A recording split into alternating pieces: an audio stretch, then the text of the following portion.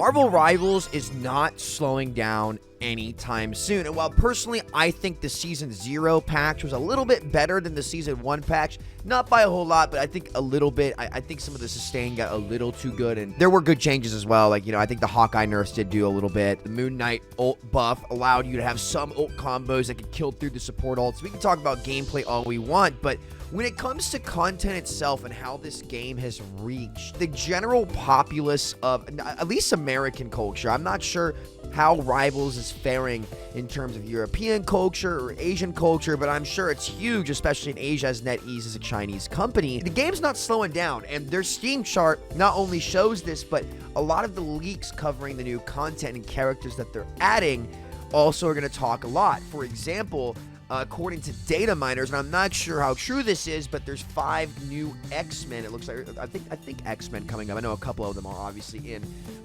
Beast, Nightcrawler, Rogue, Jubilee, and Gambit are all allegedly characters in the works. I am very, very excited for Nightcrawler, and I'm super excited for Beast. I think X-Men never got a fair shot outside of Wolverine. Growing up, I had those X-Men movies that were all fantastic. I'm sure any 90s kid out there knows. I mean, there's the X-Men 97 show. There's a lot of different stuff out there, and Marvel Rivals has shown the ability to adapt this stuff to a modern gaming format, and they've done it so well, and they're not slowing down. Today's video is brought to you guys by Snacksy, which is an app available on Android that lets you get rewards for playing mobile games, whether you be playing like in the bathroom. Like, I'm gonna be honest, I always play in the bathroom. I'm just on my toilet playing Raid Shadow Legends. I'm not gonna lie about that. That's just what I do. But if you play any one of these mobile games, you can collect rewards while playing. You get things like gift cards from PayPal, Visa, Amazon, Target, Apple, eBay, go down the list.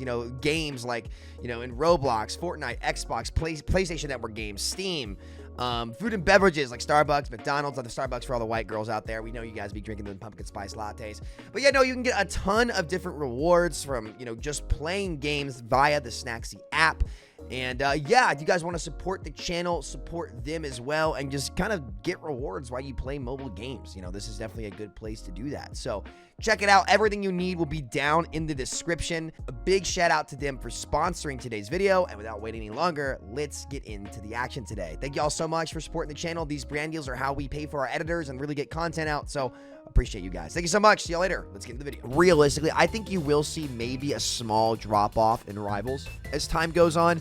I don't know if it'll be the biggest game on Steam, but I do think it'll be the biggest in genre. And they've got so many different things over time that they can pull out in terms of not just really maps, but the storyline. Like, for example, the first comic series just came out about the game. They've planned all of this. I actually might do a video reading off and like recapping the storyline of what's happening in Marvel Rivals. If that's something that would interest you guys, please let me know down in the comments, because I do find myself interested. I'm up every night watching Marvel comic videos from Superior Iron Man, Superior Spider-Man, another very, very good one, which again, like, where's Doc Ock? We don't know. Imagine Doc Ock in this game. It would be crazy.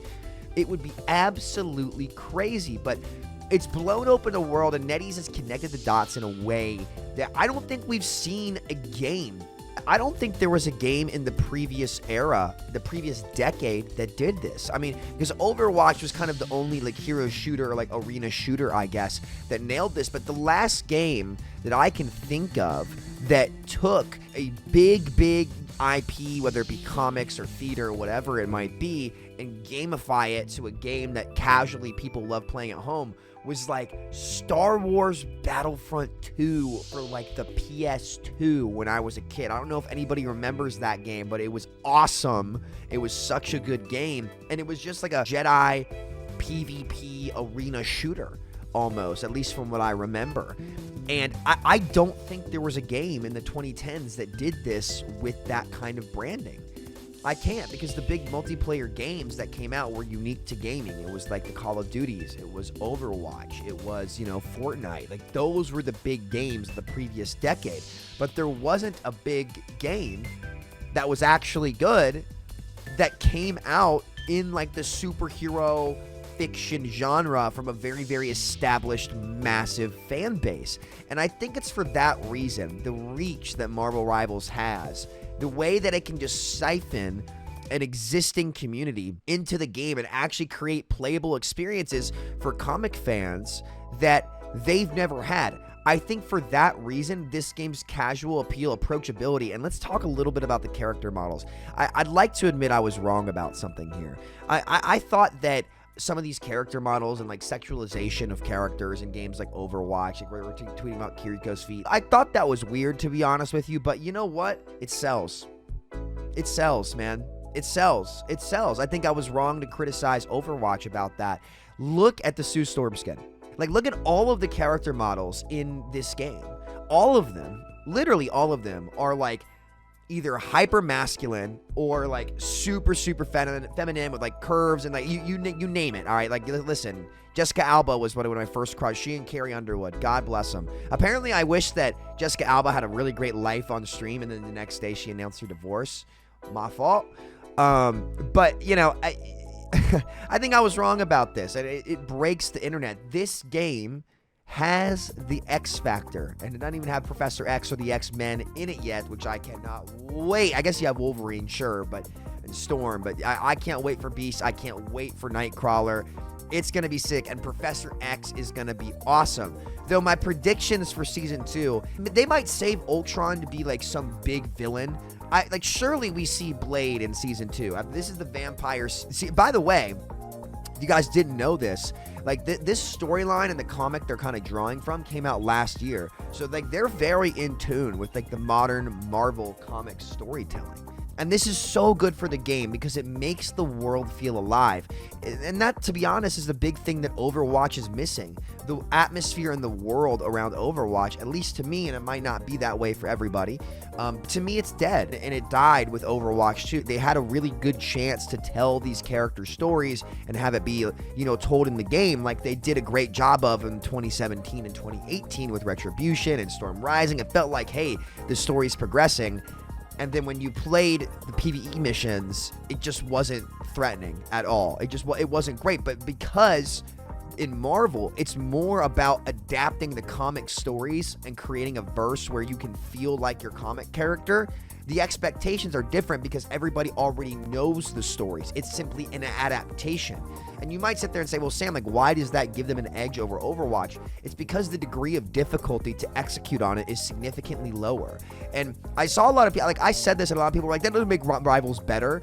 And I'm like, in a way it does, actually. It does because their job is easier. And at the end of the day, the customer does not give a shit what it took to make it. I think a lot of people are going to have to, like, accept is that people at home don't care. They just want a product that they enjoy. There's been countless times where, you know, people either claim to boycott a studio because something happens, or let's go back to Blizzard for an example here, where people were talking about like the Blitzchung incident in 2019, where like Blizzard took away this guy's prize money because he said free Hong Kong, and like they had no politics, whatever. It was a big thing, right? At the end of the day, nobody at home gave a shit. 99% of people did not care. They probably didn't even know. They just want to get on and play their games. The rest of they're playing games to escape from the real world. They don't want the real world dragged into their games.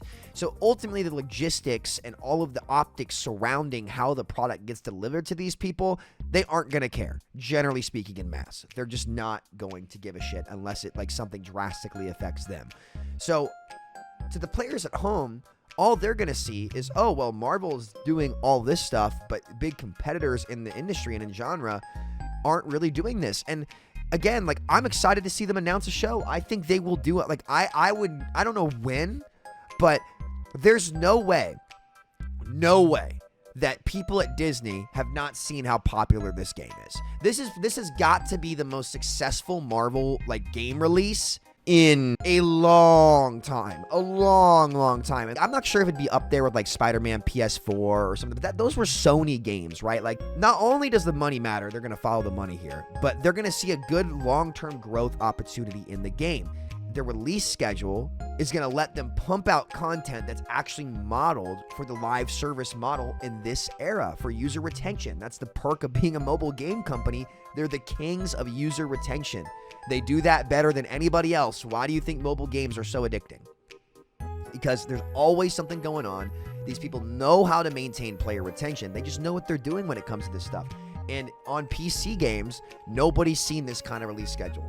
a hero every 6 weeks. And guess what? 99.9% of players don't give a shit about the balance because they play in ranks where it doesn't matter. They just want to get on and play new content. And it's very clear that that's what this game is catering to. And, you know, by proxy, what if the competitive scene actually ends up bolstering because the volume of players it appeals to is just that wide? Like, I'm telling you guys, I genuinely think this game will be a League of Legends. That's the tier it will finish in. Like, I consider League of Legends to be like an A or S tier game. I won't have S tier. I think just A tier games. Like, I consider like CSGO A tier game. Massive player base. Everybody knows CSGO. Call of Duty fell off, but like the brand recognition is A tier, I would say. I wouldn't put Valorant up there. Valorant might be like a low A tier, but like, you know, CSGO is just, it has all that reach, right? CSGO has all that reach. League of Legends, it's got Arcane. It's got media, a cultural presence. Fortnite, right? Where Fortnite has a cultural presence in an everyday household. Minecraft has that cultural presence. Overwatch doesn't have that. I don't know if Valorant has it either. I might be wrong about Valorant. I honestly am not that educated on Valorant, so you guys tell me down in the comment section.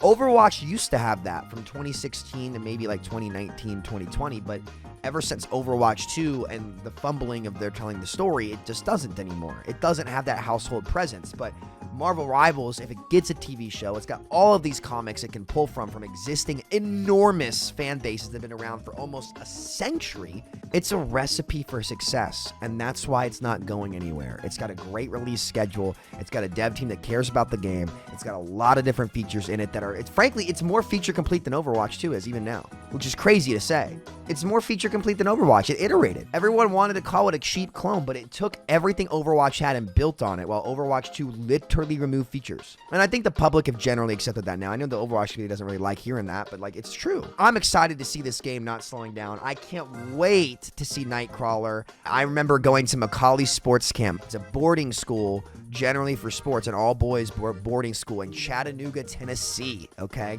And I remember going to the sports camp at the age of 12 as a kid, and they had like a little arcade room where like every day you would go eat, right?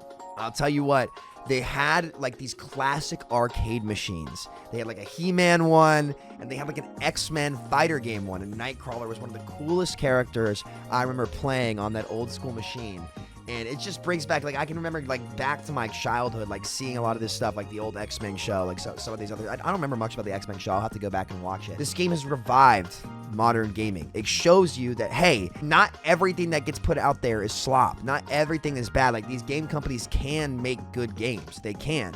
The ideas have to be good. Honestly, I think the character designs in terms of the looks and aesthetics, they nailed a comic book and they nailed superheroes. I like seeing peak human form characters in a video game. I realize it makes you feel more like a superhero. It makes you feel more empowered. It captures the fantasy, right? Because a lot of people play games to go into a fantasy world, and they nailed it. They absolutely nailed it. They nailed it on every front, not slowing down soon. And what happens, guys? And I'll leave this question with you guys. What happens if they keep going? What happens if it doesn't slow down? Like, I think we might start to see some fatigue. The first big fatigue will come when Deadlock comes out. Then it'll slow down a lot more. What if they keep dropping banger storylines that keeps people invested? And what if they maintain an enormous amount of players? What would the excuse be for everybody else? Oh, it's because the Marvel IP. And you know what everybody else would say? Who cares? It's fun. We love it. And that's why we're here. So yeah, thank you guys so much for watching. I'll catch you guys next time. Much love. Take care. Peace.